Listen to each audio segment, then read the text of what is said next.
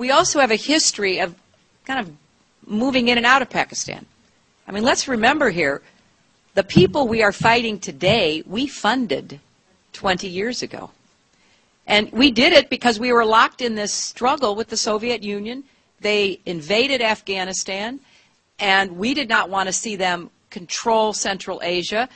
And we went to work. And it was President Reagan, in partnership with the Congress, led by Democrats, who said, you know what, sounds like a pretty good idea.